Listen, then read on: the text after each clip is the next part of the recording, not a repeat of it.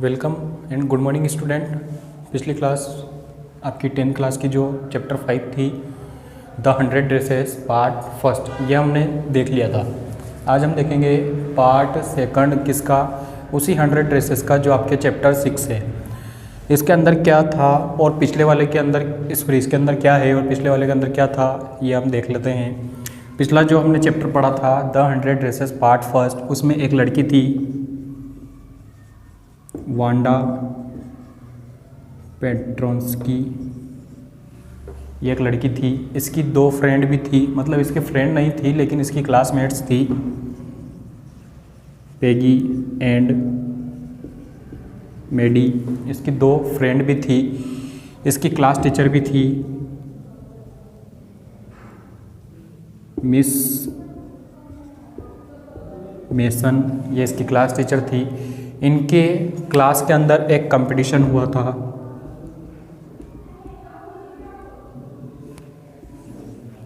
Hundred dresses का, जिसमें first prize achieve किया था वांडा पेट्रोंस्की। कंपटीशन को ये अचीव की गई थी या इसने जीता था। तो ये तो था अपना पिछला चैप्टर जो 5 था। अब अपन पढ़ेंगे 100 ड्रेसेस पार्ट सेकंड। तो इसके अंदर क्या है ये हम देखेंगे। तो कहानी फिर से वहीं से शुरू होती है जहाँ पर ख़त्म हुई थी। पार्ट फर्स्ट के अंदर क्या था, वो वांडा पेट्रोंस्की जीत चुकी थी लेकिन अभी तक वो स्कूल में नहीं आई थी। अगले दिन की बात है और वहाँ पर रिजल्ट अनाउंस किया गया। पेगी और मेडी जाकर देखती है पूरी क्लास में 100 ड्रेसेस लगी हुई है और वो इनाम जीती है, मतलब कंपटीशन उसने जीता है, लेकिन अभी तक वो स्कूल में नहीं आई थी। सब बच्चे एंजॉय कर रहे होते, उन पेंटिंग्स को देख रहे होते।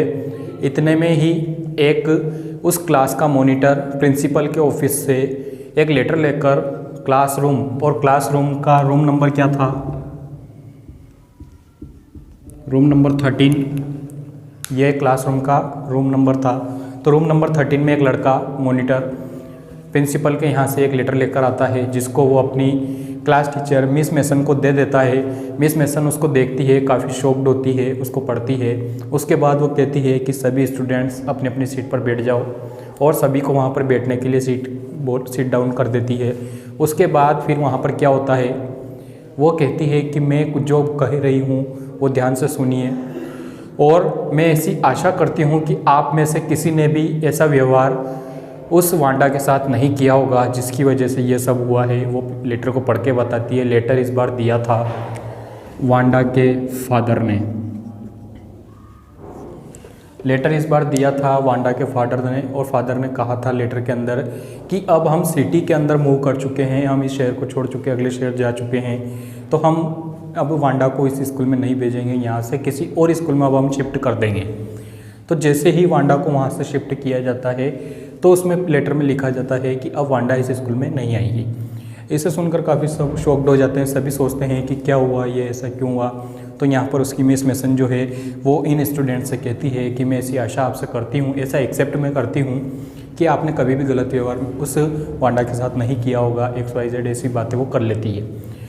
उसके बाद जो मेडी होती है और पेगी होती है, ये दोनों सोचती है कि कहीं ना कहीं हमने उसका मजाक उड़ाया था, शायद इस वजह से वो नाराज़ थी, या जो भी उसके साथ हुआ वो हमें नहीं करना चाहिए था। इन्हें इनकी गलती रियलाइज़ होती है। उसके बाद ये सोचती है कि अब क्या होगा।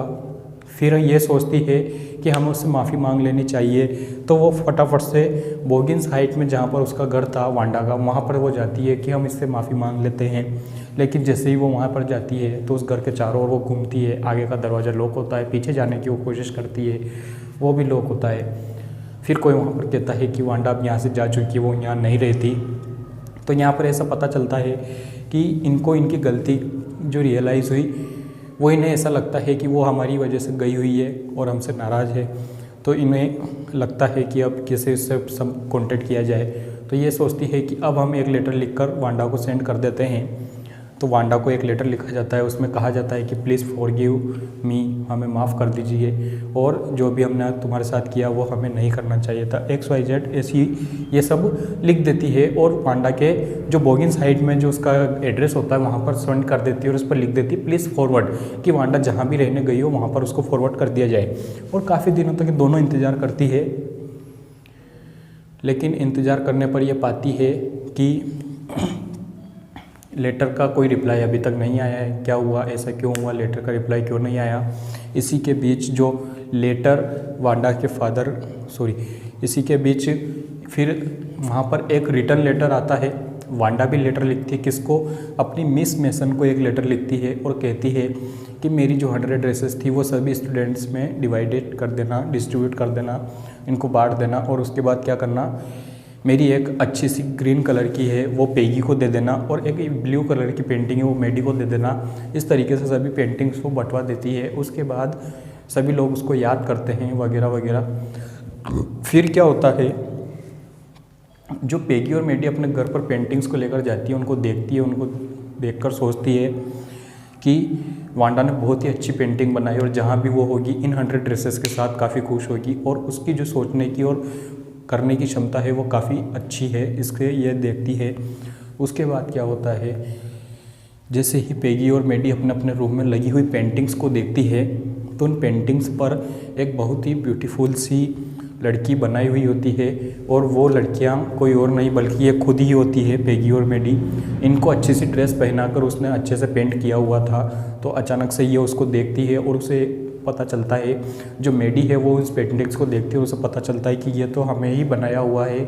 वो जल्दी से उस पेंटिंग्स को उतार कर पेगी के पास जाती है कि देखो पेगी, इसमें तो मैं हूँ। पेगी भी कहती है कि हाँ, मेरी पेंटिंग में भी तुम हो, और मेडी की पेंटिंग में पेगी हुआ करती थी, दोनों अपोजिट थी। तो वो दोनों एक दूसरे को देखकर काफ़ी खुश होती है और कहती है कि शायद हमें वांडा ने माफ़ कर दिया और उसने हमारे लिए इतनी अच्छी पेंटिंग बनाई है जो हमें यहाँ पर मिली है। तो हम चाहेंगे कि वांडा हमारी हमेशा फ्रेंड बन जाए, वो हमेशा हमारे साथ रहे, हमारे पास रहे, ऐसा ये सोच लेते हैं। और जब भी हमें मौका मिलेगा वांडा से मिलने का, हम उससे ज़रूर मिलेंगे। और काफ़ी दुखी ये होती है उस वांडा के जाने से कि अब वो हमारे साथ नहीं है, तो इसके लिए भी इसे काफ़ी दुख महसूस होता है। लेकिन एक खुशी भी होती है कि वांडा ने इन्हें माफ़ कर दिया, और बहुत ही अच्छी पेंटिंग इनके लिए दी हुई है वांडा के द्वारा। तो ये था इस द 100 ड्रेसेस पार्ट सेकंड की समरी। इसके अंदर क्या था, जो पार्ट फर्स्ट की जो एंडिंग थी वहीं से इसकी शुरुआत होती है। अगले दिन जो प्राइज़ होता है, प्राइज़ किसका, इस कंपटीशन का जो प्राइज़ होता है वो लेने के लिए वांडा स्कूल में नहीं आती है। आता कौन है, उसके फादर का लेटर, और लेटर में क्या लिखा हुआ होता है कि अब वांडा स्कूल नहीं आएगी, वो हम किसी और सिटी में मूव कर चुके हैं तो वांडा वहाँ जाएगी, ऐसा वो बता देते हैं। उसकी वजह से फिर ये दोनों काफ़ी दुखी हो जाती है, इन्हें इनकी गलती का एहसास हो जाता है कि हमने वांडा के साथ गलत किया वगैरह।